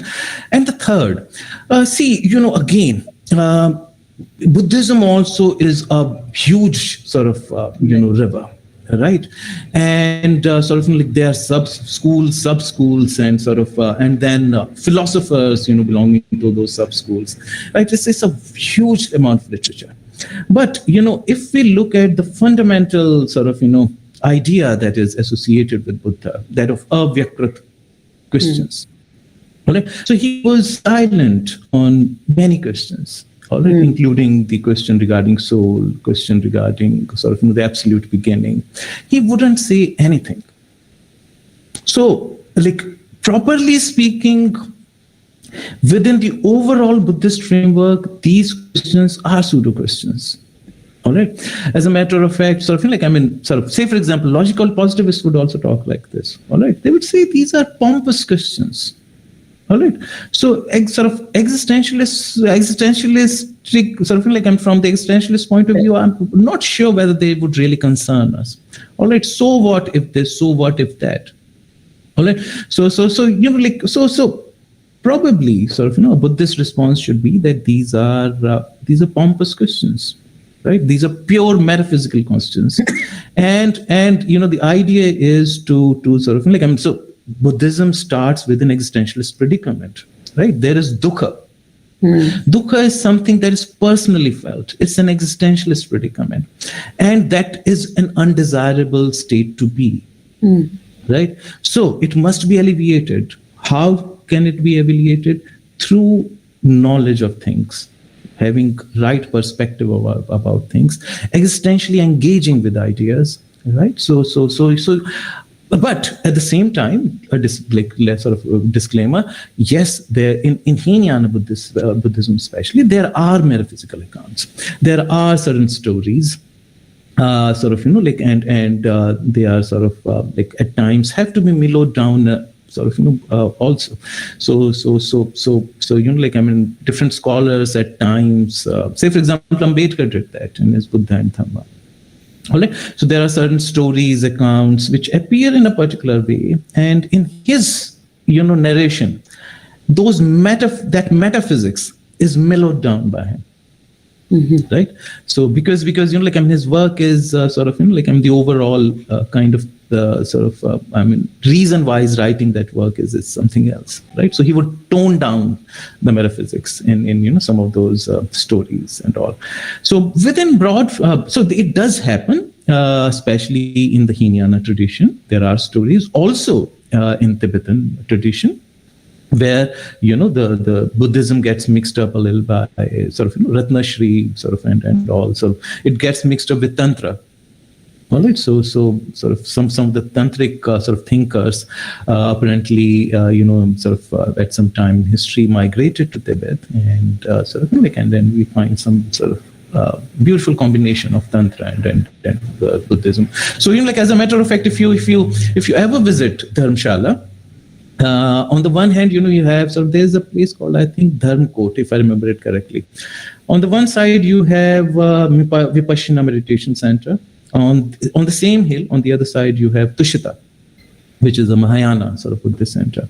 So if you visit both the places, sort of one place is like you will find only people meditating, no pictures, nothing, right? Only meditation going on. You visit Tushita, so walls are sort of all painted, all right? There's storytelling even on the walls. Right, so metaphysics, sort of like, all across you.